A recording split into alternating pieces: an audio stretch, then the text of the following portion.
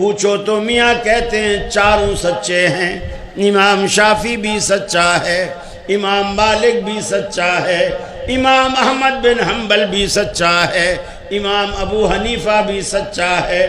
پوچھو تو کہتے ہیں چاروں برحق، بات ماننے کی بات آئے تو کہتے ہیں میں شافعی کی نہیں مانوں گا کیونکہ میں تو حنفی ہوں۔ چاروں امام کیا ہے؟ برحق ہے، لیکن بات امام ابو حنیفہ کی مانتے ہیں، شافعی جو ہے بات شافعی کی مانتے ہیں رحمہ اللہ، مالکی جو ہے وہ امام مالک کی مانتے ہیں، حنبلی امام احمد بن حنبل کی مانتے ہیں۔ اگر چاروں برحق ہے تو چاروں کے باتوں پر عمل ہونا چاہیے۔ میں نے کہا اس کا جواب تو یوں بھی بن سکتا ہے، اگر میں کہوں کہ تمام انبیاء برحق ہے کہ نہیں ہے، تمام انبیاء برحق ہے کہ نہیں ہے، انبیاء سارے برحق ہے، تو پھر میں آپ کو کہوں کہ آپ تورات پر عمل کریں، آپ انجیل پر عمل کریں، آپ موسیٰ علیہ السلام کو برحق مانتے ہیں کہ نہیں؟ سوال ہے، مانتے ہیں کہ نہیں؟ ڈکوسلے پیش کرنے والے سے میرا سوال ہے کہ آپ سب انبیاء کو برحق مانتے ہیں، پھر بات بھی سب کی مانیں۔ وہاں پر کہتے ہیں کہ وہاں پر تو ناسخ اور منسوخ کا مسئلہ ہے۔ کس چیز کا مسئلہ ہے؟ کہ وہ مذاہب ان انبیاء کو برحق مانتے ہیں لیکن ان کے مذاہب منسوخ ہو چکے ہیں، ہمارا جو مذہب ہے یہ ناسخ ہے اور یہ ابھی چلنے والا ہے، اس لیے ہم اس کو مانتے ہیں، ان کو برحق مانتے ہیں۔ ہم بھی یہی جواب دیتے ہیں، چاروں اماموں کو ہم برحق مانتے ہیں لیکن تقلید اور اتباع اپنی امام کی کرتے ہیں، کیونکہ یہاں پر راجح اور مرجوح کا مسئلہ ہے، یہ علمی اصطلاح ہے، راجح اور مرجوح کا مسئلہ ہے۔ ہم یہ کہتے ہیں کہ ہمارے امام نے قرآن اور حدیث کے روح سے جس بات کو لیا، کیونکہ وہ علم میں، تقوی میں، ورع میں، علم میں، تفقہ میں، عمر میں اور مقام صحابیت کی زیارت کرنے والے ہیں، صحابہ کی زیارت کرنے والے امام ہیں، اتنے بڑے مقام پر فائز ہیں اور اس کی علم کا اقرار آپ بھی کرتے ہیں۔ ہم یہ کہتے ہیں کہ امام صاحب کی جو بات ہے یہ قرآن اور حدیث کے زیادہ موافق ہے اور ہم اس کو لینے والے ہیں اور اس پر عمل کرنے والے ہیں، اور یہ جو مسئلہ ہے امام صاحب نے جو بیان کیا ہے یہ زیادہ راجح ہے دوسرے امام کے قول کے بنسبت۔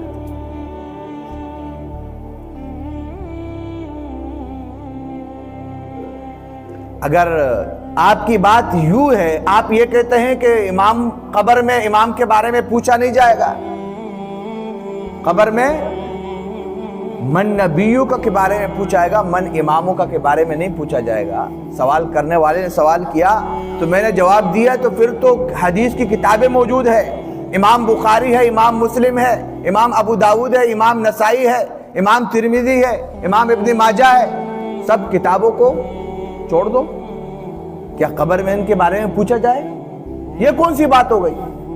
کیا ہر چیز کے لیے قبر میں پوچھا جانا ضروری ہے؟ اگر یہ وجہ ہے کہ قبر میں سوال نہیں کیا جائے گا تو پھر اسی وجہ سے آپ تمام احادیث کو چھوڑو۔ یہ کس طرح فضول باتیں کرتے ہیں؟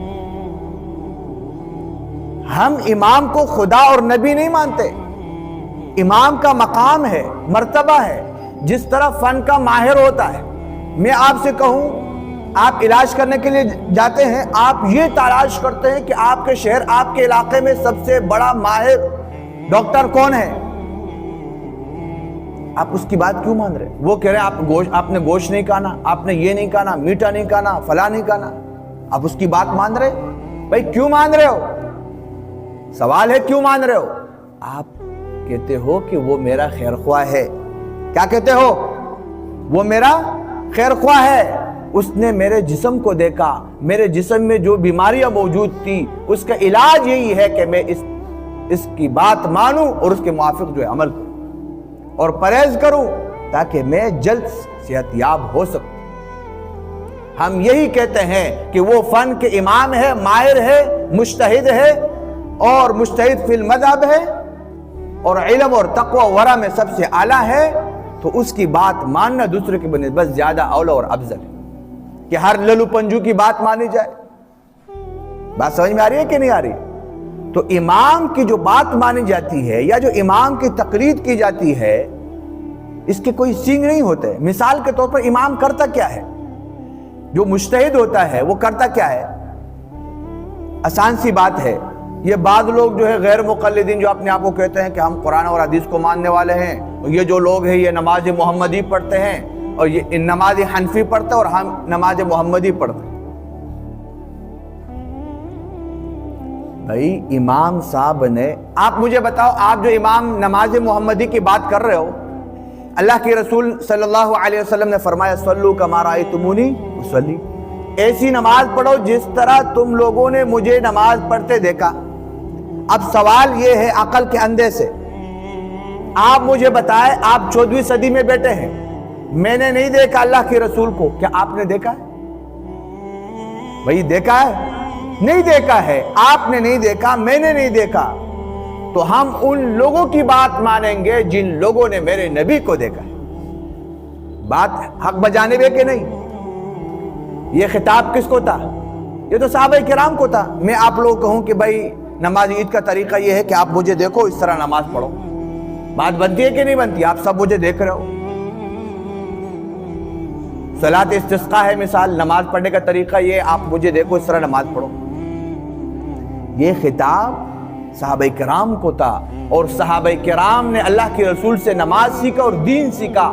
اور صحابہ کرام کی زیارت کرنے والے امام اعظم ابو حنیفہ رحمۃ اللہ علیہ ہیں. 4000 تابعین سے علم حاصل کیا ہے امام ابو حنیفہ رحمۃ اللہ علیہ. 4000 تابعین سے علم حاصل کیا اور صحابہ کرام کی زیارت انہوں نے کی ہے. مسجد کا چندہ ہے بھائی.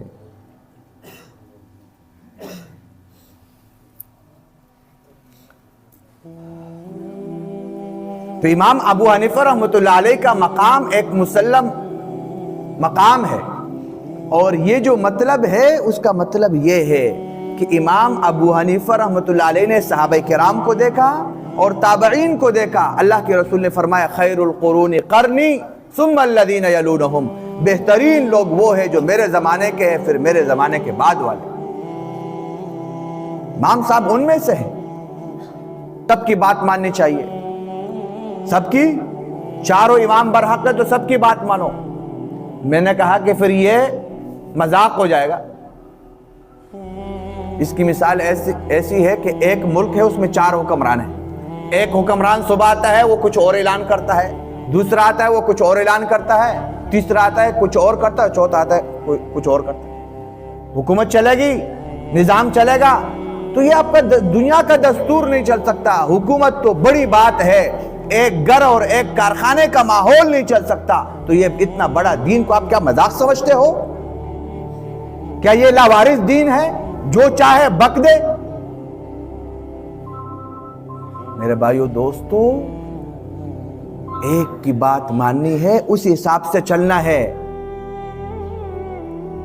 اور یہ قرآن مقدس میں وہ اولی الامر منکم، یہ جو آپ کہہ رہے ہیں کہ مثال سب کی بات ماننی چاہیے، سب برحق ہے، اس کا میں نے آپ کو جواب دے دیا. برحق ہونا الگ چیز ہے اور بات ماننا الگ چیز ہے. گھر میں ایک ہی بڑا ہوتا ہے، اگر سب بڑے ہو جائے تو پھر کوئی بڑا نہ رہا. سب باپ بن گئے تو سب باپ نہیں ہوتے، باپ ایک ہوتا ہے. بات سمجھ میں آ رہی ہے کہ نہیں آ رہی ہے؟ تو ابھی مثال کے طور پر ایک مثال مسئلہ آپ لے لو، تقلید کی جو ہے ایک مثال آپ سمجھے.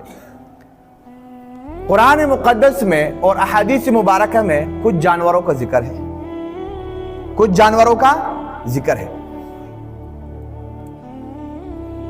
یہ جو غیر مقلد اپنے آپ کو کہتے ہیں کہ اطیعوا اللہ و اطیعوا الرسول، ٹھیک ہے بھائی، ہم نے مان لیا، تقلید کی ضرورت نہیں ہے. یہ تو ایک انجیکشن کا مسئلہ حل نہیں کر سکتے.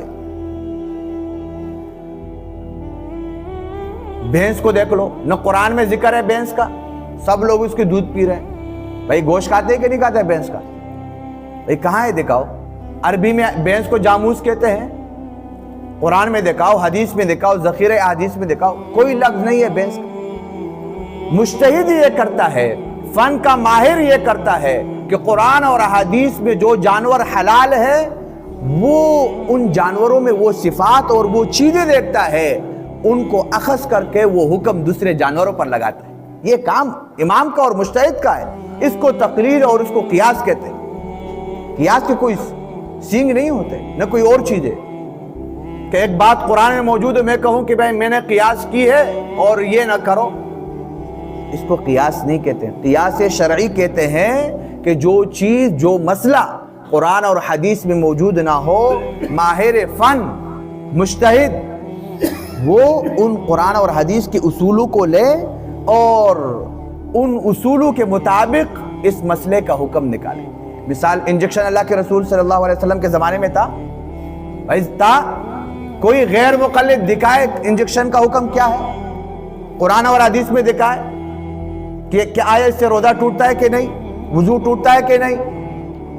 100 مسائل ہے آج کل، یہ سب ان مسائل کا جواب الحمدللہ ہمارے پاس موجود ہے، لیکن کس بنیاد پر؟ قیاس شرعی کی بنیاد پر۔ تو خلاصہ کلام یہ ہے کہ ہم تقلید کرتے ہیں۔ تقلید کا مطلب جو میں نے آپ کے سامنے بیان کیا، کسی امام کی بات کو جو ہم مانتے ہیں، مثال ہم فقہ حنفی کو ماننے والے ہیں، تو اس کا مطلب بھی میں نے بیان کیا، وہ قرآن اور حدیث کی بات کو بیان کرنے والا ہے، ورنہ تو آپ کی مرضی ہے۔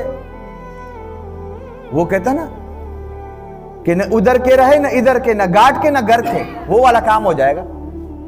آپ کسی کو ماننے والا، جب آپ کی مرضی ہو تو اس کی یہ بات لے لو، جب آپ کی مرضی ہو وہ لے لو، جب آپ کی مرضی ہو تو وہ لے لو، تو یہ پھر دین نہیں ہوگا، یہ مذاق ہو جائے گا۔ تو اور مذاق شریعت میں قابل برداشت نہیں ہے، وہ حرام ہے۔ تو لہذا ہم کہتے ہیں کہ ایک جس علاقے میں آپ رہتے ہیں اس علاقے میں اس امام کی تقلید کیا ہے، ضروری ہے۔ آپ ایشیا کے ممالک میں رہتے ہیں، وہاں پر آپ فقہ حنفی کو فالو کریں۔ اگر آپ دیگر اس طرح کے ملک میں، بعض مسافر لوگ جاتے ہیں، لوگ یہ پوچھتے، مثال سعودیہ چلے گئے کام کرنے کے لیے، واپس آ رہے ہیں، تو اس میں اس کو چینج کرنے کی ضرورت نہیں ہے، آپ جو ہے پوچھتے رہیں، مسائل پوچھتے رہیں۔ آج کل ذرائع موجود ہے، لوگ اب بھی پوچھتے ہیں، سعودیہ میں لوگ رہتے ہیں، دبئی میں لوگ رہتے ہیں، مسائل پوچھتے ہیں ہم سے، اس میں کیا ہے؟ آپ دنیا کے کام کے لیے فون کر سکتے ہو، رابطہ کر سکتے ہو، دین کے لیے نہیں کر سکتے۔